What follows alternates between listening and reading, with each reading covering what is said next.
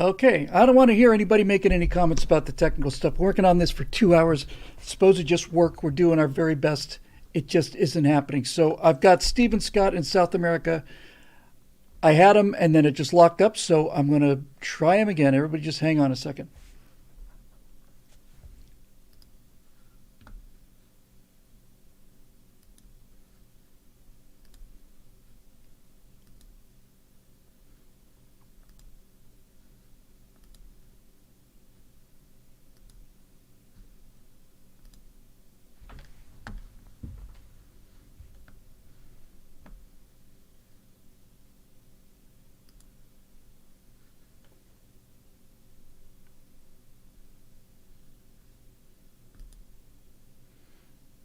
Hey guys, working on getting Stephen Scott here. We had him before.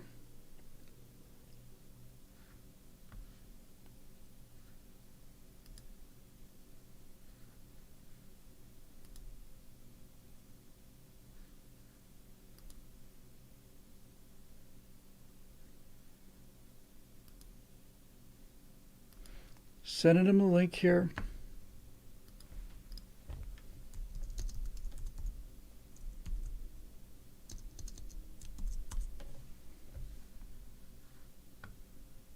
Here's Steve.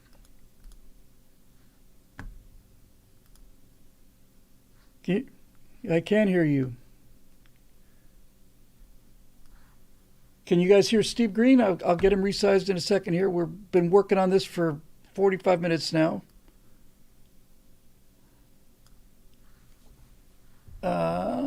Let's see.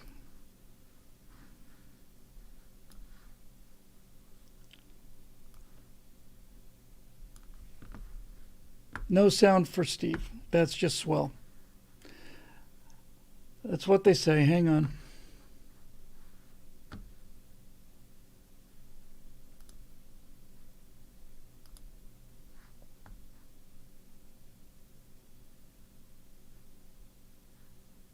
I can hear you.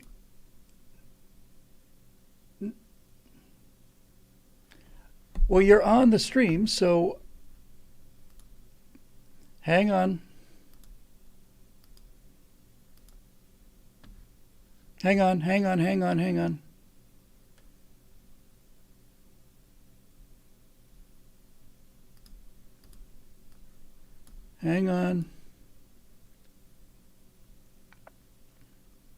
I'm just ready to smash this bloody thing. I really am. I've had enough of this. I've had enough.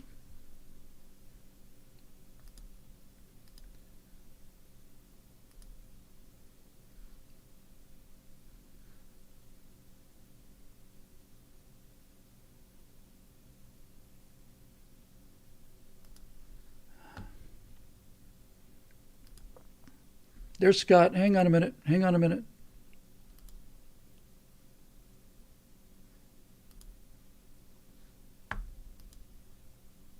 Can you hear me, Scott? Can you hear me, Scott? Okay. And I hear you.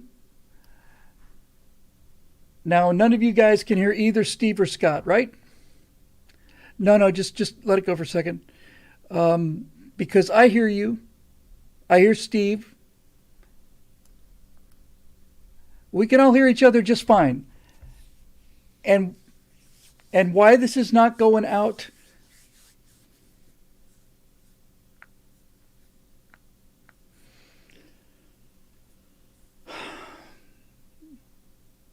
All right, there's no picture for Scott. There's no audio for both of you.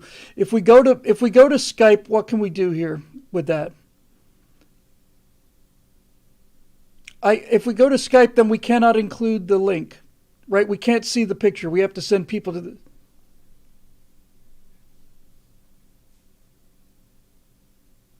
All right, this is just not working. It's just not working. So I'm just, guys, I'm going to have to do this one by myself, period. You're both frozen, and it's just, hold on, now you're back.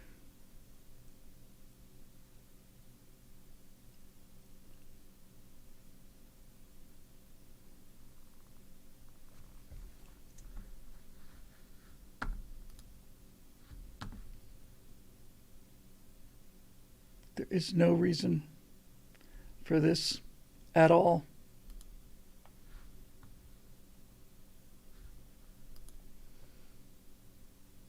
I've got you both. I can hear you both.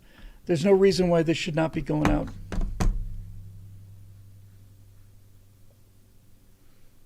Can you say one more? Can you just talk again, Steve? All right. I got levels from you and everything.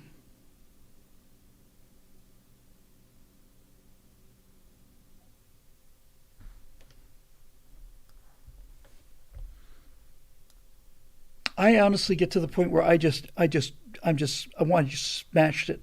I just want to smash it. And I got a baseball bat here for that exact purpose. I connected before this. It worked just great.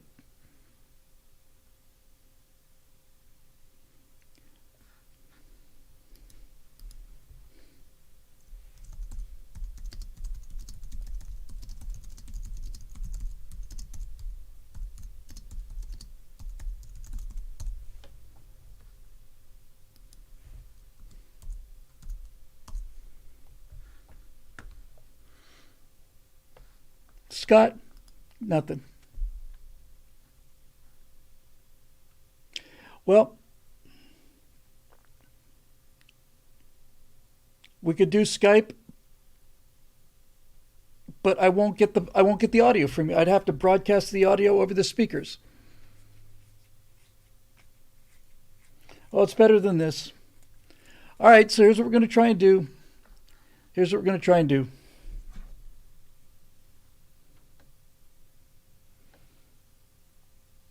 Disconnect from this first.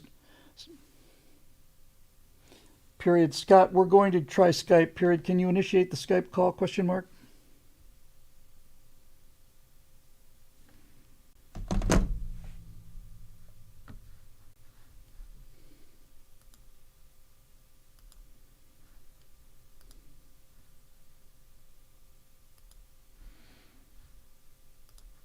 Now, can you guys hear the audio from the browser here? Hang on. This is the feed from.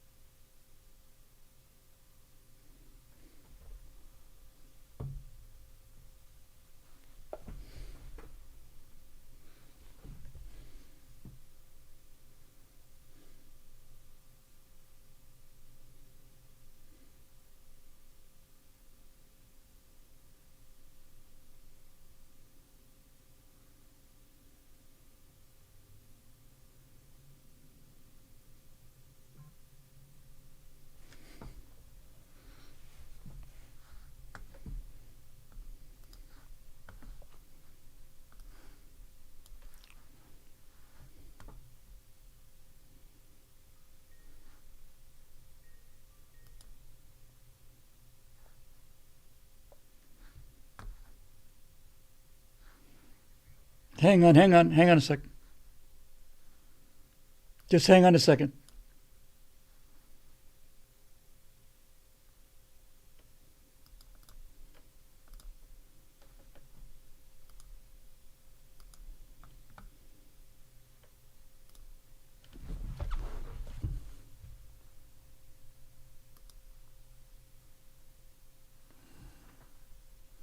Hang on. Yes, hang on.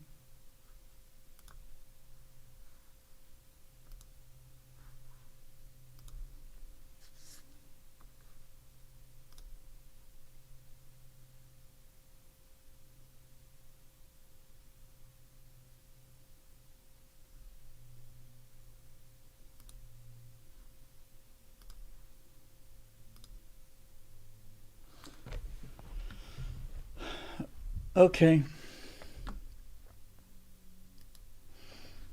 Now, hang on. I'm going to turn off the browser source. Hold on. I've got you on Skype. I'm going to have to switch the audio. It's going to come through the mic. There's no way around it. I didn't design this bloody software, and I'm not responsible for it. Hang on. Thanks for easing the pressure. All right. Say something, guys. Something. All right. So now you're getting the speakers out of my speakers. Hang on. A little louder. Try again. That's what she said. All right. There's audio. That's all you're going to get. I don't want to hear anything about it. I'm really, really over this whole bloody thing. Just don't read the comments. Now. I'm watching the SpaceX stream. Good. So I'm going to put this over here like this. So there's Steve and Scott. Can you guys both say something? Yeah. I want to repeat something I said on Twitter yesterday. Boca Chica is the space innovation capital of the world, which is maybe awesome. the most unlikely thing ever. But if you'd have found a bookie to take that bet like 20 years ago, and you put your life savings on that happening, you would be Elon Musk. That's right. That's a good point. All right, so now we have to play the game of how far behind is this streaming SpaceX from... I think I'm pretty close. What are you at? 7:55. I'm at 8:02. So we're 7 seconds apart here. I'm at 7:55 now. You're at I'm at 7:55. I'm about 12 seconds ahead of Bill. And 7 seconds ahead of me. All right. And great. The video I'm watching is the spaceship or SpaceX live feed. Yep, we're all watching the same channel. Okay. I'm just going to cry. Seriously. Oh, it's beautiful. Seeing a man weep is a beautiful thing. Not this man. Oh, okay. It's going to be an ugly cry. Yeah, ugly cry, baby. So what we're going to be reacting to is going to be 3 different things at 3 different times, and I'm just, God, You would think in 2023 we could have all just jetpacked together to a single location. You know, you can send a Starship to Hawaii, but you can't sync up a Zoom call. That's right. All right, I'm just going to react to the Starship thing that I see now. If the 3 of us were reacting to the same video at the same time, that at least would be worth something. But no. I got 646 now. I'm at 6:34 when you said 6:46. Well, let me know if it explodes, Steve. Oh, shit. No, sorry. Oh, that's good. Yeah, he's going to be on the cutting edge of ahead of us. By the way, yesterday I got a text from our IT department at my other job, and they said, "Hey, we see that you're hitting our server from Belize." And I'm like, "Well, I'm not in Belize. I'm in Bolivia." But apparently it's hopscotching through Belize on its way. I am going to turn on, this will work. I'm going to turn on the audio that I'm getting from SpaceX on the microphone so you'll at least know what I'm seeing. Actually going to be igniting those there we go. engines in banks or clusters, and that sequence starts at T-minus 6 seconds. Yeah, and the ignition sequence is a little bit different. So Steve, you're going to have to in hold terms your of the reaction timing and also the come through ignition those method. speakers. So on Falcon Yeah, somebody 9, we suggested use I a pause chemical my called video, and I'm like, It's a pyrophoric material, so that means when you mix the two together, it produces a flame that kicks off that green characteristic spark on Falcon 9 missions. But actually on Starship, we use electrical ignition systems. Many of those are integrated on the ground system here. Are we already And streaming, the electrical Bill? ignition, Yes, we're streaming, we're start recording, we're doing all lighting kinds of up at things. T-minus 6 seconds. That's awesome. And then over the next 4 seconds, Why the does 3 this sets guy of sound tanks like will he's- ignite and eventually bring the booster up to 14. greater than 14. 1, and hopefully Ascent. 14. Okay, I said 12. Super exciting. Like we said, pretty different from our Falcon 9 launches, All right, and so this will be the she first sounds time like an that adult any of us one. have gotten to see this type of integrated test flight. Is the stock look different? Does it? It looks like the Super Heavy has been repainted. Super Heavy is what? Swap it out. I wonder if they didn't swap out the Super Heavy first stage. What are people cheering about? They go for launch? Camera. I Oh, think they're just cheering about the camera sweeping over the crowd. Yeah, one of the first things I noticed when today's video went live, I'm talking about the SpaceX feed, is that the first stage, the Super Heavy, is painted up kind of like a Saturn V, which just warms my heart. But I don't remember thinking that during Monday's scrub launch.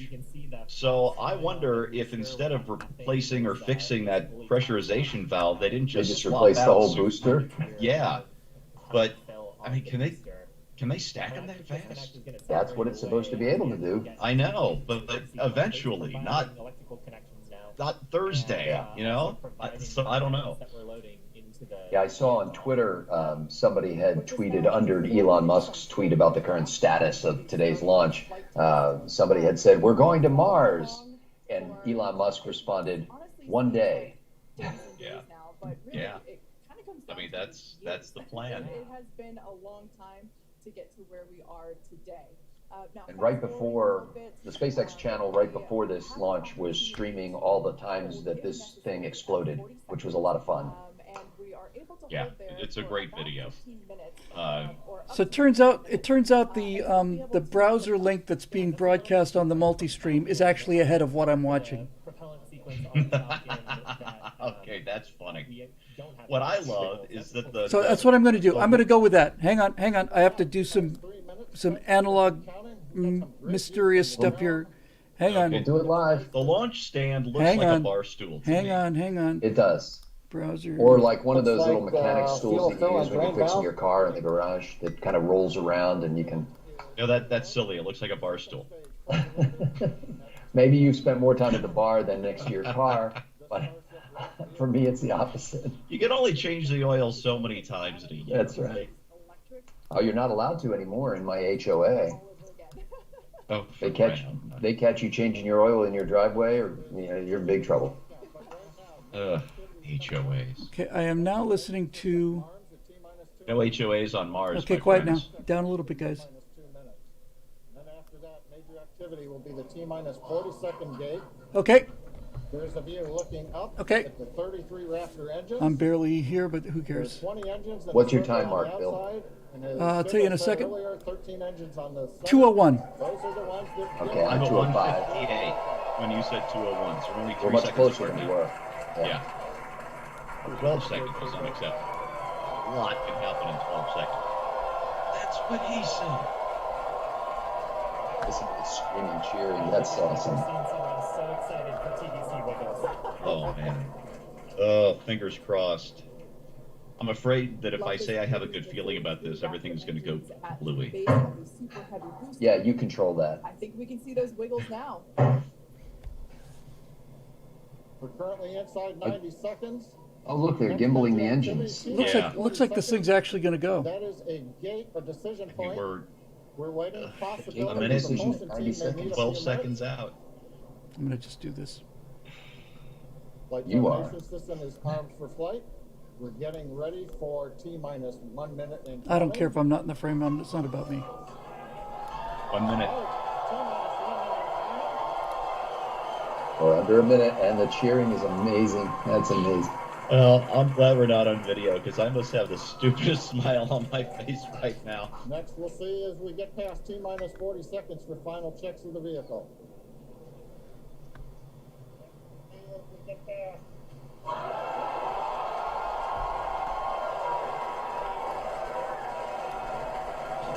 Okay, we're past the 40-second check. There's no going back, I think, right? Or can we stop it up till 10? I think up until 10. That's what they did yesterday, or Monday, I mean, when they turned it into a wet dress. Well, they said they were going to stop it at 10, but they stopped it at 40 on Monday. Oh, did they? I didn't remember Yeah. that. Thank you. Okay, you can see the clock is recycled. Oh, no. Hmm. Flight director has called a hold. We are recycling. For the moment, we'll see where they move the clock back to. They could hold at T-minus 40 seconds. They could go to an earlier point. Give us a minute to listen into the nets, and we'll see if we can get you more information to share. Oh. Does somebody need a valve warmer? Did you hear something that we didn't hear? Yeah, it's No, they're resetting at 40 seconds. Because Steve's ahead of us, I thought, oh, God. No, I didn't hear anything. This is not the same stack we saw last time, is it? The other booster was silver, wasn't it? A couple days ago? I think it was. Yeah. So either they took it to Earl Scheib, or this is a different, Which is $99.95. a different first stage. We'll paint any rocket for $99.95. I wish I could crop this window. Wait a minute. What if I do this? Okay.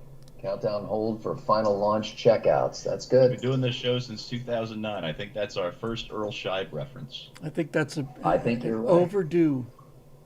That's right. I've forgotten about Earl. He was contemporaneous with Crazy Eddie in my world because I lived near the New Jersey, New York, Philadelphia market. Man. I read a story about Crazy Eddie, and apparently he was playing this financial shell game with his stores in New Jersey and some corporate thing he had, I want to say in Israel, that he was using to make it look like he was making a lot of money when in fact he was not. Here's some cool things, guys. Some of our people in chat are saying it's actually a silver tank. It's just completely covered in ice. Oh, wow. So it's the same tank, it's just froze up. Maybe it's just more humid today. Joe, you don't get that in southern Texas or Florida that often. Well, you can actually swim in the air. Southern Texas is pretty humid. Northern Texas, where I'm from, is not. It's so weird. I guess because you're down near the Gulf, so that makes sense. But.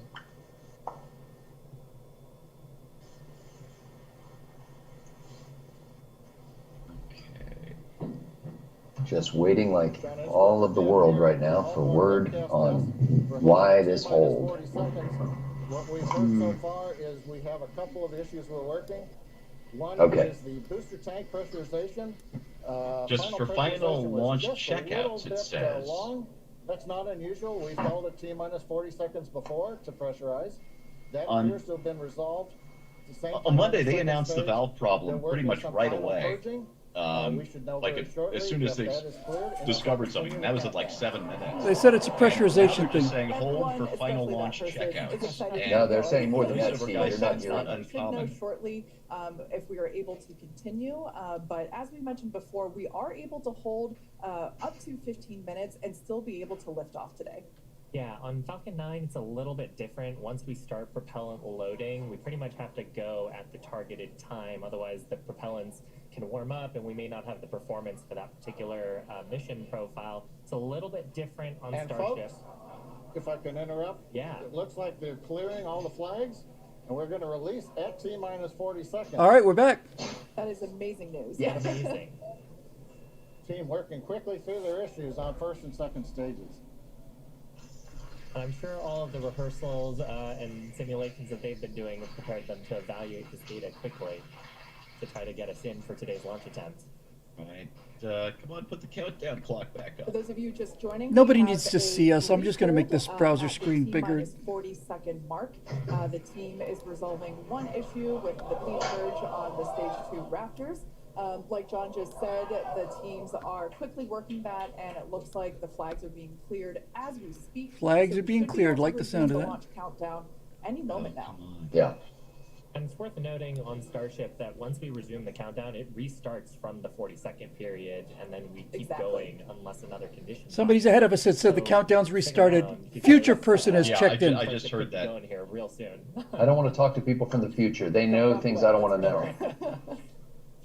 Amazing views here coming to us from Starbase, Texas. That cheering. Bring my face Sign. back. The demand is overwhelming. Okay, oh, the clock is back. 30 seconds.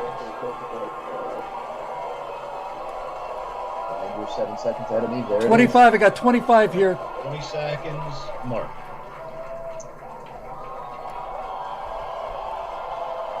Let's light this candle. It's going. It's going to go, boys. 10. Okay, 5 seconds. Mark. Oh, it's lit. 0. No, it's lit. Holy God, go, baby, go. It's moving up. That's the biggest damn thing ever. Literally, the biggest damn rocket ever. 0 first launch flight operations. Look at that monster. Boy, it's not going up real fast, though. It's not really. That rocket is flying, man. It's a flying It rocket. weighs a little bit. 43 seconds into the test flight of the inaugural Starship vehicle. Tower clear. Something just happening. Propulsion reports Pieces coming off the bottom. Did you see that? I don't like that. There's a little flare at the bottom, too. We're flying at twice the Says pace nominal. of the Saturn V, heading to What does he know compared to me? Yeah. Additional signal, surface proceed. Alright, we're 1 minute mark into this flight. Back up. If he pulls this up on the first launch, it'll be unbelievable. Maximum aerodynamic pressure. Look at that thing. X cube. Oh, yeah, they've lost 1, 2, 3, 4, maybe 5 engines. Yeah, they've lost a bunch. On the vehicle. The Yeah, call-out. 6. Next cue now. I think they've lost 6 or 7 engines. Ah, screw it. We still got 60. That's right. It's a lot of Continuing to engines. watch the first stage as we head downrange. Oh, we're getting some kind of condensation. I hope that's just I don't know atmospheric. what the margin is for engine loss on this flight. 100 seconds into flight. What's a But remember, success, they're whatever not gonna happens now? recover Our next either. major activity is going Yeah. to be They're trying to relight those engines, I hear. The Houston tracking station now acquiring the vehicle. With shutdown, Look at we that will get condensation separation trail. of Starship and Super Heavy, in addition of the Starship engines. When Starship That's a separates, contrail you we could fly light a up 6 engines in 747 a through. staggered sequence. And if all goes well, those 6 engines will burn for almost 6.5 minutes. Onboard view from Starship. Oh, there's the inside of the rockets. Oh, wow. Yep. On the second stage, as we prepare for stage separation. Now, after stage separation, the first stage will flip and begin a boost back. That's an maneuver. incredible image coming from the stage separation. Unimaginable. I don't know which half of the split screen to look at.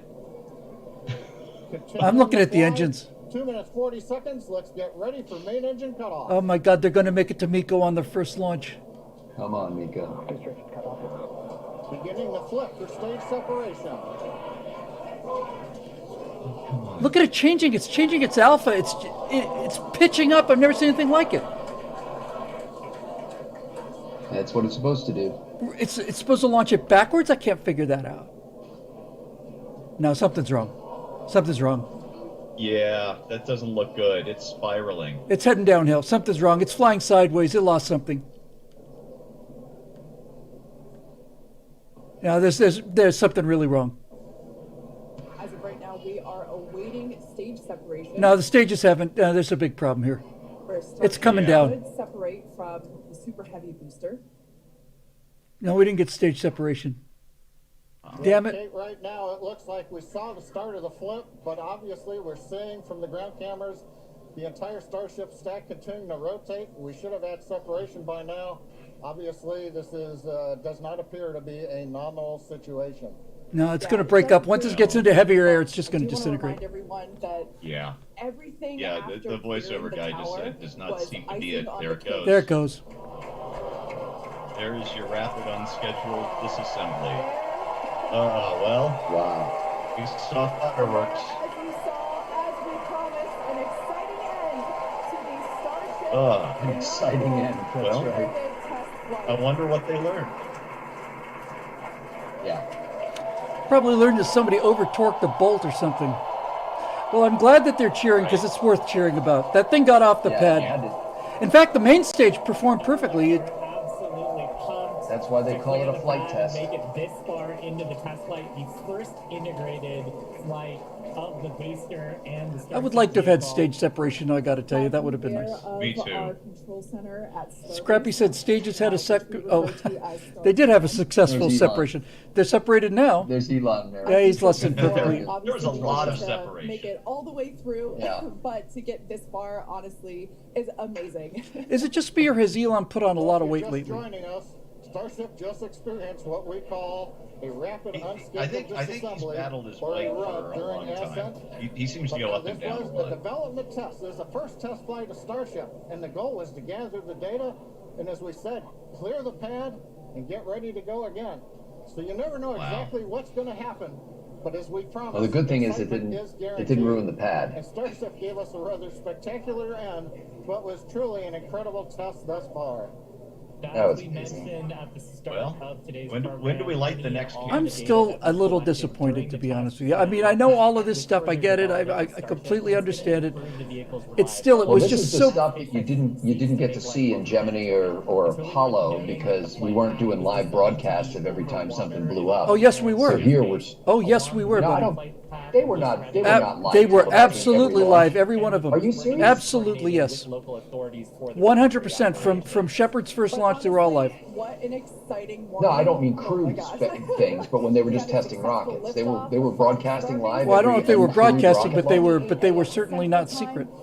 We cleared the tower. No, I'm not which saying secret. honestly I'm just saying was that we had the our benefit of live only streaming hope. everything. We cleared the tower and all the data that we And it collected is a all the benefit, way even through, when stuff goes all completely. those Raptor Yeah, people need to see what it we takes to do saw this. that 3 Raptor engines were out, but we got all that data, and we got so far as to hoping to see the Starship, the second stage, separate from the first stage, the super heavy booster, and unfortunately, we didn't make that happen, but that's okay. And the announcer It at was first the said that it was integrated readjusting launch, to do the and stage honestly, separation, so I it thought that was amazing. normal. That's why I said this is what it's supposed to do. And then you suddenly see it It's flopping supposed to be a around. flip. It's supposed to change its alpha, I Yeah. think. Test objectives with getting booster ascent, getting all the What a way bunch of through, losers. countdown, working some missions at the end. Like, Really fantastic. Got through the gate at T-minus Go back to 40 Russia. seconds on the second All right, flight. here's what I would like to know. How many more flights of the heavy of what we just saw? How many more flights do you think they will do before Artemis launches again? Starship stack off the pad. Oh, Dozens? I don't think they have all those numbers yet. Just take a We guess. need to have more numbers. I don't know what they've been planning. I predict they will fly 10 more of these before Artemis flies again. Well, we're right in the same range. I was about to say it We're gonna doesn't. end our webcast here. Teams will continue to review the data and work toward our next And just, forecast. you know what, But yesterday, before the we day go, before, they sent up big another congrats Starlink to launch. the Like, entire in team between Yeah, its on an massive exciting Starship first launches on iteration Monday flight and test Thursday, on they do Starship. another And, of course, Starlink shout out launch to on the our Falcon viewers. We appreciate 9 you rocket. joining us. And as always, Yeah, we I thank watched you for that your too. interest in Starship, Now that the SpaceX, and your FAA ongoing support. finally has Until next cleared time. the environmental regulatory stuff, they can really pick up this launch cadence, I think, to whatever they can build out. Well, I'll Okay, tell you. the stream has gone. Yeah, I've just cut it. Yeah, So it's dead. actually, despite the disappointment, the fact is you don't really learn anything from your successes. If there's a gremlin in there, you won't know it. You don't catch them until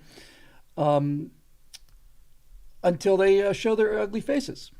That's how this business works. Yeah. I was showing Natasha last night the video that SpaceX put out several years ago, and thank you, Whittleton, for that super chat. Rapid unscheduled disassembly is the speech of winners. Happy builders and happy people will always succeed. Exactly right. I was showing Natasha the thing that SpaceX put out several years ago about how not to land a rocket, and I told her just what's just so true. It's like they succeed because they're not afraid to fail, and more than that, they're not only not afraid to fail, they're not ashamed to fail, and so this isn't a failure. This is like, okay, well, in a perfect world, and we're actually reaching this level of engineering. So what happened today is not likely to ever happen again. Other things will happen, but we won't. Sure. Whatever happened today will not happen again, I suspect.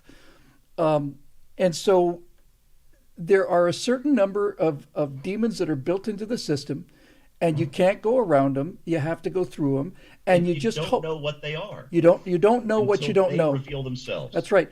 And so you hope that you can get enough of them before you put people on the vehicle, so that you can either find out they were trying to escape on launch but they didn't get out completely, or you can at least save the crew and ideally the vehicle. But when you look at all of I guess the thing I'm trying to say here, and I'm not trying to put a happy face on it because it doesn't need a happy face. The thing I think to say is, when you look at all of the failures of the Falcon 9, if you look at that video, you think this will never work.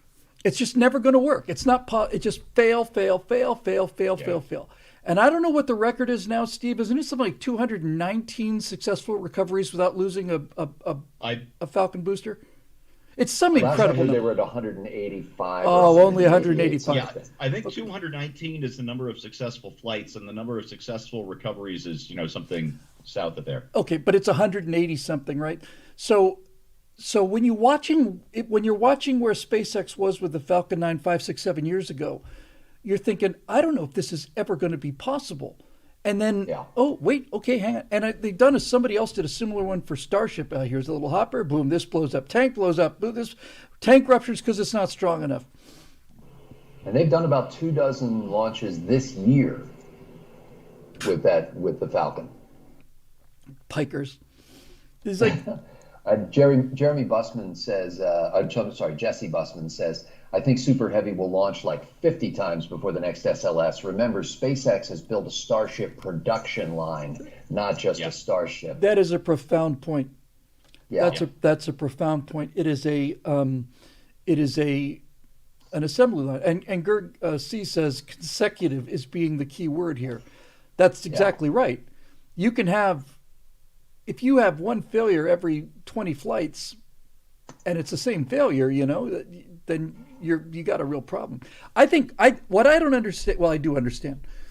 Every other launch company in the world, that comes down to what? That comes down to European Space Agency with Ariane, the Russians, the Chinese, and NASA. All four of those are government agencies. And because they're government agencies, they not only have these standing armies of millions of people, they also have their national pride and all the rest of that garbage that slows you down. Not that I don't believe in national pride, mind you. But the point I'm trying to make is, after watching Falcon Heavy, you would think that all of those programs, all of them, would just drop everything that they're doing, right? Just drop it and start doing catch up on SpaceX. Like, what the hell do we have to do to recover this rocket? Because if SpaceX is making this work, then what we are working on is doomed. I don't understand. Well, like I said, I do understand. They're governments, and that's what they're doing. But the second that SpaceX launched Falcon Heavy successfully, they should have just dropped Artemis completely, and the Chinese and everybody should just be trying to figure out how to do this, because this is where the economics of actual sustainable spaceflight happen. It's an assembly line. It's not in my backyard. It's like, I didn't invent that, not invented here. And so they continue to hold out hope that they're on the right path. It's a self-reinforcing delusional cycle that basically says it's, and it's, what is that? The sunk cost fallacy. It's like, we've got so much into this, we can't possibly back out of it now and try a different approach. Imagine all the lost value, but there is no lost value. If you're smart enough, the real value is gained because you realize that you've been heading down the wrong road. It's your like losses. People if you're driving cross country and you realize you're heading on the wrong direction, you don't drive faster in the wrong direction. Well, I've spent 9 hours going the wrong way. I can't turn around right. now. No, that's exactly right. That's the perfect definition of the sunk cost fallacy is, well, we spent all this money and all this time, and we can't possibly do something that's going to change all of that, even though that's the future and everybody knows it. I am not, I don't see anybody's even on the same table as these guys. And while I was, up until a few years ago, I was saying, hey man, let 1,000 flowers bloom, the more competition, the better. But now I'm glad that Blue Origin is out of the picture. I'm glad, because when they sued SpaceX to stop them from going because their rocket system couldn't catch up, when I heard that, I just said, That's it. That's it. Yeah. Yeah. Spoiler is nothing. You can't play spoiler in a space race. Political Animal 87 says if you look at the stream, if you back up and review the stream from Everyday Astronaut, you can see where the bottom, they had a camera shot on the bottom of the rocket, and you can see where the blowout happened on the failed engines. I'd like to point out that I pointed that out live as it was happening. I said, there's stuff coming off the bottom of that rocket that doesn't look good. That's not... It changed the color of the flame. Yeah, so I don't know how that would affect stage separation exactly, but in any event... Well, that may be an unrelated incident. This is why the multiple engine thing is a good idea. I'm curious to know how many they can lose. I'm assuming that Blake Jameson is just trying to light Bill's fuse by saying, why do we spend so much time and money on space rather than on the ground we walk on? Blake has a checkered history here. I don't know if he's being serious Does or he? not. Yeah, It's hard to tell. He may be, I think he's yanking your chain. I hope so, because I'm not going to get yanked by that chain anymore. That's right. You earthbound losers can stay here as long as you want to. Just get out of the way. I've had enough of pandering to you and your pathetic little lack of vision. Not Blake in particular, but the other people who seriously make that argument, you just want to go, okay, well, that's fine. Why don't you stay here and take care of the ground we walk on? We're not. How can we spend money on space when we have all of these poverty programs? You've spent trillions and trillions and trillions of dollars on this, and you've got a worse problem than what you started with. Goodbye. We are actually trying to get. You know what it is, guys? It's like, I have AR-15s because of you, and I am trying to get into space because of you. You know, you are the ones. Oh, you can't go into space. Money. We need more money. Well, you know, it's $3.5 trillion not enough, I guess. So we throw more money at it, and then next thing you know, everything will be wonderful. You miserable, worthless government bastards. And good point from Jeff Saffold, by the way, who says the money we've spent on space has helped the people here on the ground, not the least of which is the employment of thousands of people and the feeding of their families and the donations that they make to charities and the contributions they make in their local communities and their ability to give to their churches. And, you know, and they're just like, it's not a shrinking or limited pie. It's an expanding pie. You know, and it's like, you don't get that idea. This is the only system in the world where somebody finally realized, or in history, where somebody finally realized that you can create value out of nothing. It's not like everything we pull into a space program is a net negative to a poverty remediation program, so to speak. Blake says he's serious. He says, I'm not referring to social programs, Bill, and I'm being serious. So let me give you a serious answer. Your first statement was, why do we spend so much time and money on space rather than on the ground we walk on? Well, we've covered 2 space launches live, right? Of the 5, 6, 7,000 right angles that we've done, including the trifecta, 7,000, 8,000 of them, and we've dedicated 2 of those to spaceflight launches live, which really means that if we did 8,000 trifectas and right angles, 7,998 of them were about things that are walking here on the ground, right? It's just absolutely pathetic. It is a pathetic thing to say. Absolutely pathetic. And it's as pathetic as saying, well, why are you spending money on the flying contraptions down there? That's not going to do any good for us. So who's going to get in one of those unsafe canvas-covered things? This is all about ego and all the rest of it. Please give me a frickin' break. Just give me a break. The people who spent tons of money trying to learn how to fly a passenger airplane have made it possible for me to get on a plane in Texas and be holding my grandson on the same day in the middle of South America. Yes, and in the I just finished the notes for episode 11. Episode 9 of the Cold War. There were 273 of them. It was a tough edit, and I spent a middle part of that episode talking about the Corona spy satellites, which they called the Discoverer program, to keep a lid on it. And they did, I want to say, did 11 of them, and they all failed, right?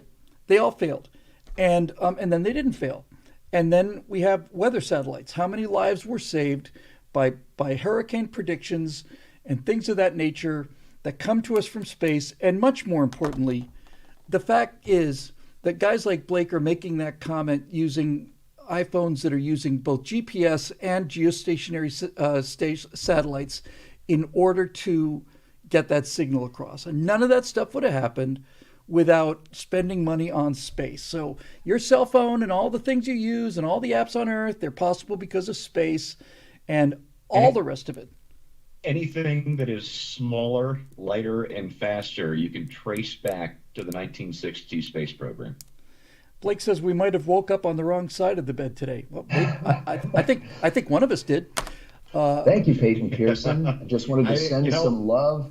We need more videos like this, says Peyton with a super chat right there. Thank you so much. And I just actually posted in the comment section asking Blake to try to make the argument instead of just asking the question and challenging other people to do, rehash an argument that's been made millions of times. Like, if you're thinking about it seriously, Blake, or anybody else, what do you think would be a good argument for spending on space exploration? Could there be a good argument for that? Is it possible? And I'll tell you what else I like about this. The iPhone would have happened without NASA, Bill. No, it would not have happened without NASA. Because without NASA and the American space program, there would not have been geostationary satellites and there would not have been GPS systems. The GPS is America's gift to the entire planet. We built it for our military to be able to communicate and to put bombs where we want them to, and we open it up to everybody, and we just let it happen. Now, Blake says we existed in a better and more fulfilling life before satellites and such. Those would be the ages of yellow fever and 20% infant mortality rate. That'd be the ages of a 47-year average lifespan. That'd be the ages before Novocaine and penicillin and all the rest of it, back when everything was just perfect and we just sat around and gardened our little farms and ate our fresh vegetables and everybody was cool, except for the fact that everybody was dying by the time that they were 30. I don't believe that this argument has much merit. This kind of, things were better before we had all of these rockets and things. It's just nuts. And I'll tell you, let me give the devil his due, so to speak. Not that Blake is such, but there is an extent to which any advance in innovation, in technology, has a downside, no matter what you do. If you invent an automobile, somebody's going to run over somebody with the automobile. Exactly. That's just going to happen. But you can roll that all the way back to the beginning.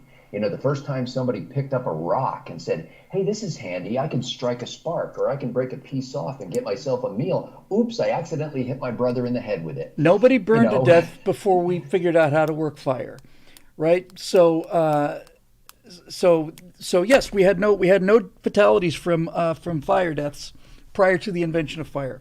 That's absolutely true. And well, there was fire before we actually learned how to tame it. But yeah, but that was more like a lightning strike. It wasn't like, oops, we made a mistake with this technology. And such.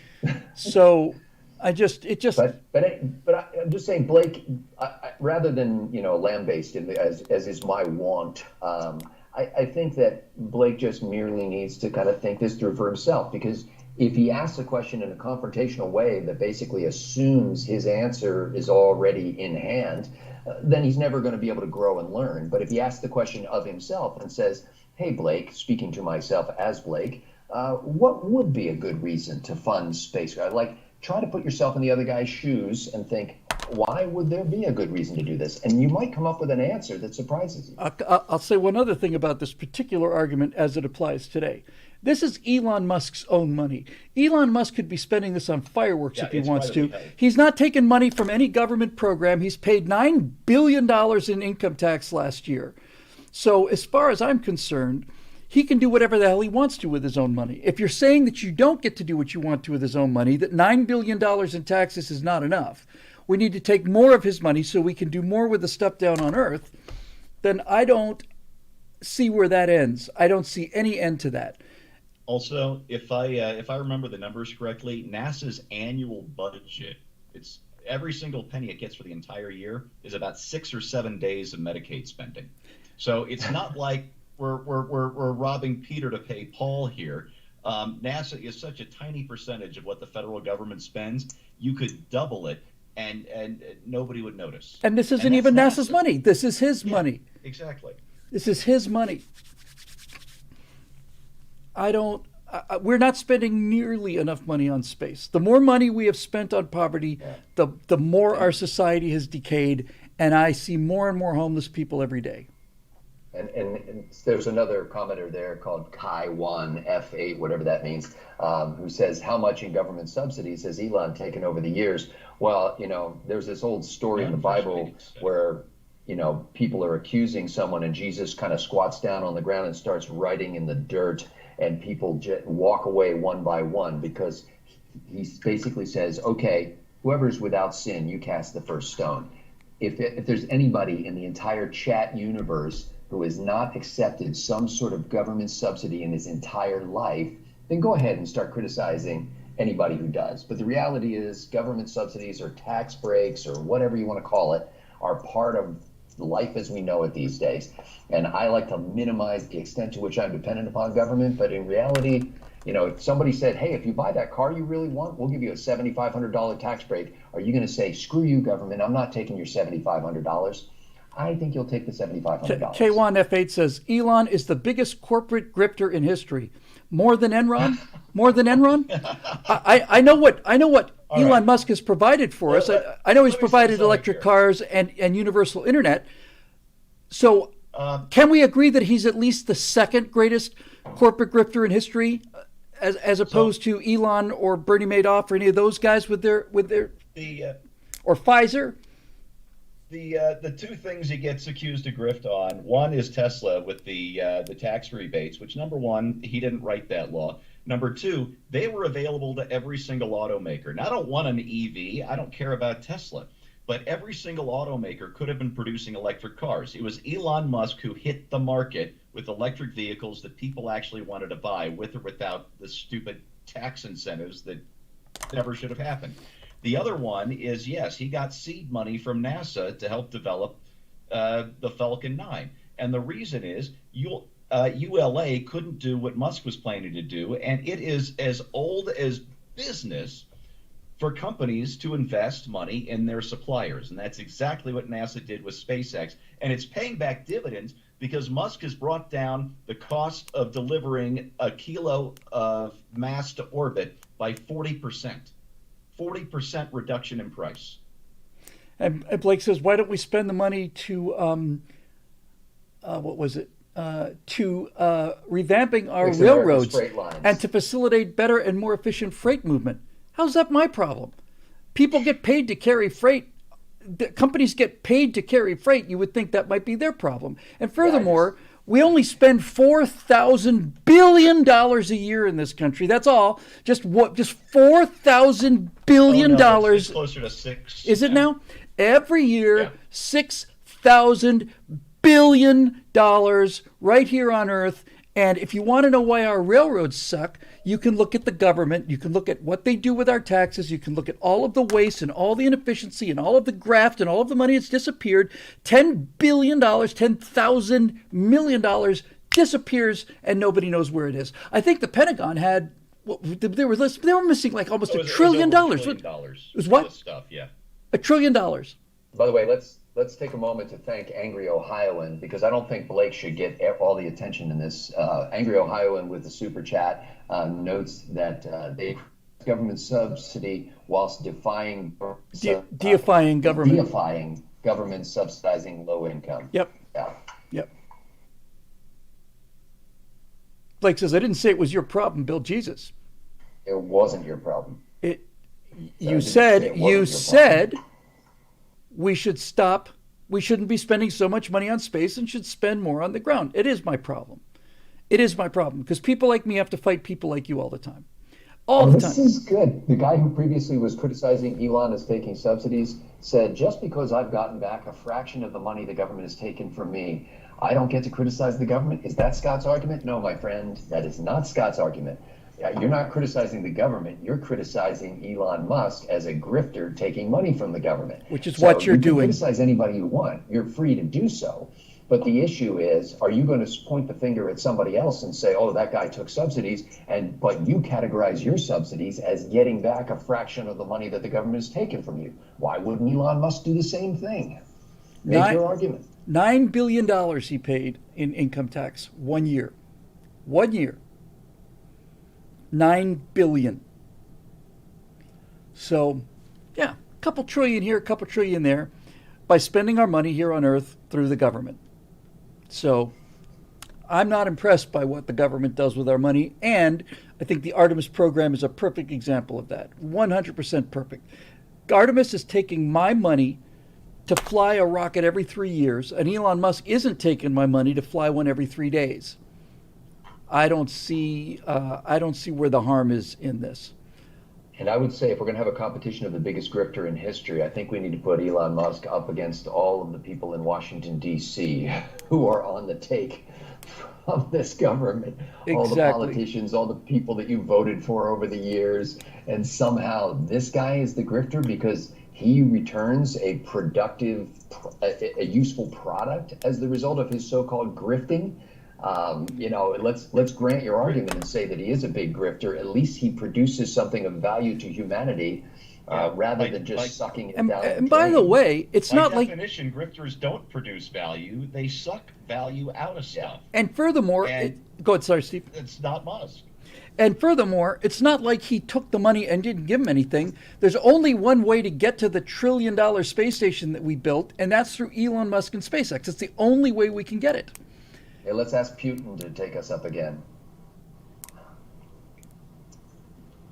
Our eyes are pointing in the wrong direction and misunderstanding and assuming far too much, fellas. Well, when you make a nuanced argument like we're spending too much money on space and not enough on here on the ground, that's a pretty large argument. What do they call those people? The Gnostics. This is a Gnostic argument, basically saying, and I see this so often on the internet, they're saying, hey, you're missing the major point, boys. You're just missing it. And then, of course, they can't make the major point, but they need to point out that I'm missing it. Yeah, that's right. Yep. Well, there's always people that will say this, you know. There's always people that there's something about this that is more than they can handle. I mean it. It's more than they can handle. Nevertheless, I think we should be grateful to Blake because he brings up, he basically has decided to put himself in a position of the counter argument, and it's provided, I think, an enlightening conversation. Yeah, the problem with the counter argument is that to say that our eyes are looking in the wrong direction, we're looking at the future as the future, not the progressive future, the future when progress meant faster, higher, further. And all of the benefits we have today come from people basically doing things that were said were either impossible or a waste of money or both. Right? I love Bill Burr's take on the iPhone. He's, I don't give Steve Jobs all that much credit, you know. He said he probably just walked in a room and he said, I want everything on my record collection, and I want a camera, and I want a telephone into something this big. Now get on it. And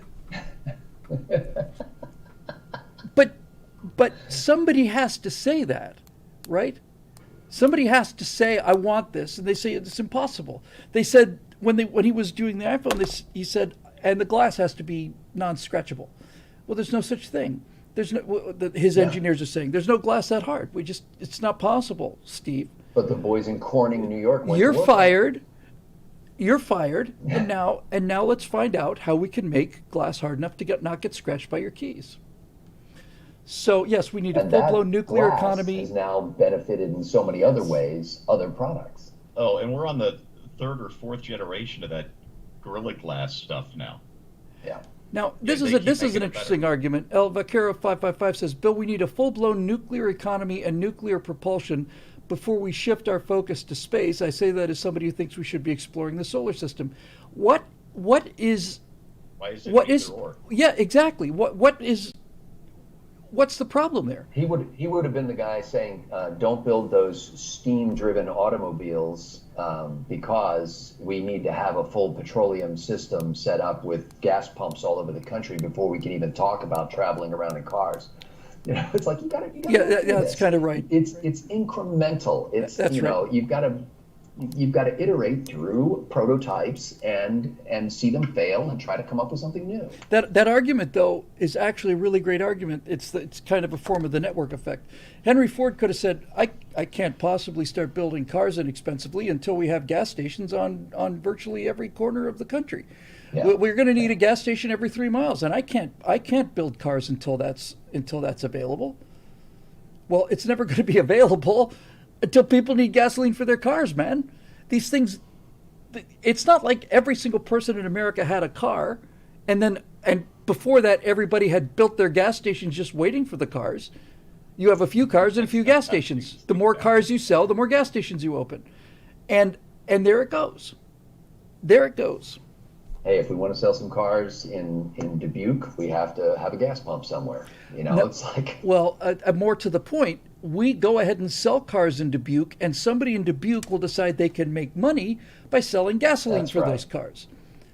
yeah. And that's And how we, it you know, works. in places like where I lived, we lived in a pretty remote area, and I'll bet you a lot of our watchers and listeners will have the same situation. Outside of our house, about 30 feet away from the wall of our house, we had a 250-gallon gasoline tank that we would periodically have filled up by a guy who came with a truck. And then we would fill up our cars by turning a crank on this gasoline tank and pumping it into our automobile. And that was because at a time when they put that tank there in our driveway, there weren't a whole lot of gas stations around. So it was easier to periodically have somebody bring gas to your house than it was to drive somewhere to go to a gas station. And by the way, the problem with the nuclear economy on Earth is not like there's no resources. It's not like Elon Musk or the government aren't putting money into nuclear power. If they would get the regulations out of the way, these insane fear-filled regulations that protect against things that never happened here, then people would be pouring billions of private dollars of investment company into nuclear power because it's inexpensive and it's plentiful and it's cheap. Right. And there are two Period. things I think we need to say for the people who say, why don't we work to help people here on the ground? Two things, my friend. Tang and Pillsbury space food sticks. Damn okay? right, Feed baby. the hungry right The there. space food sticks are the greatest things of all time.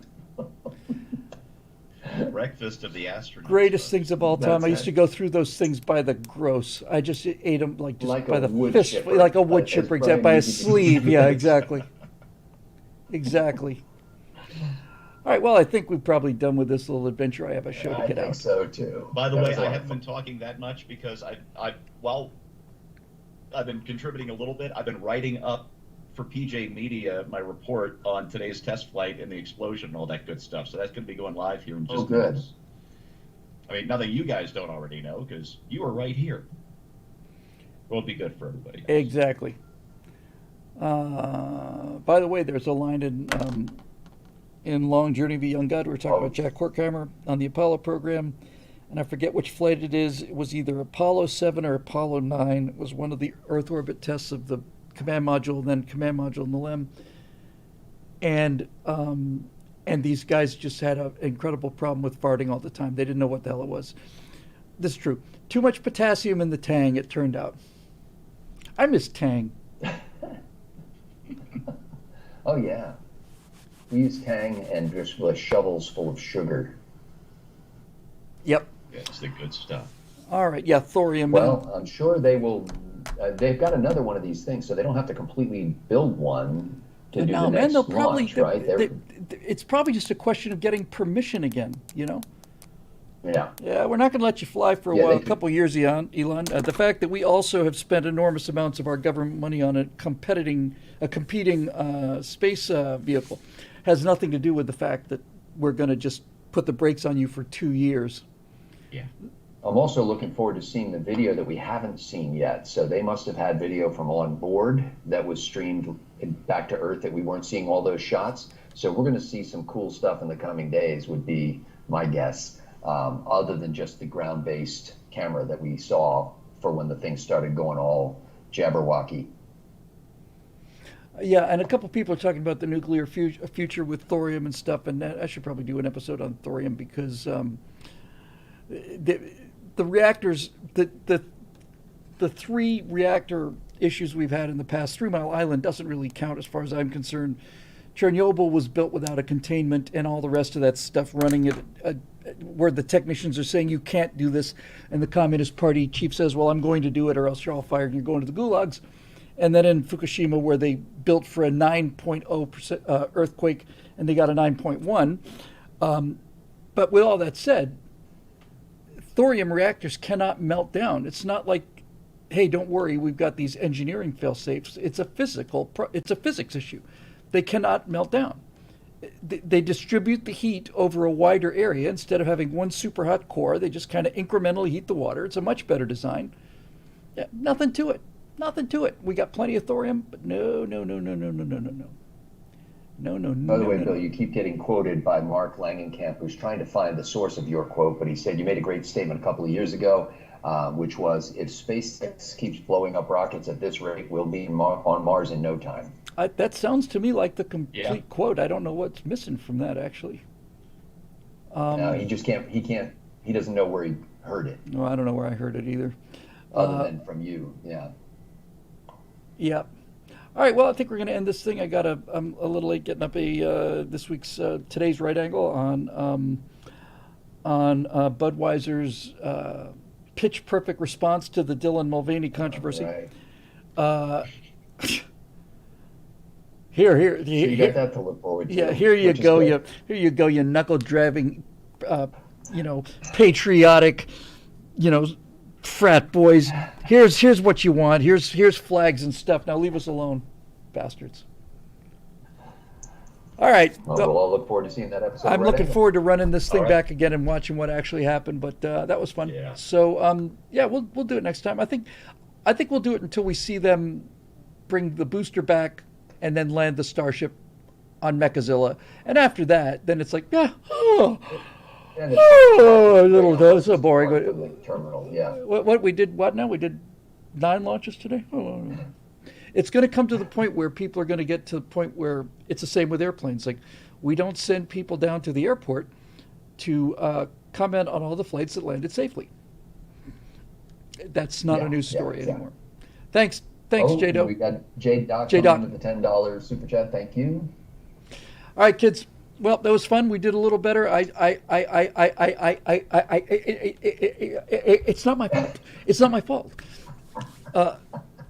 I just did it. It tested and then it worked.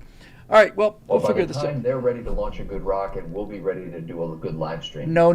They'll be on Mars long before we get this sorted out. Long before.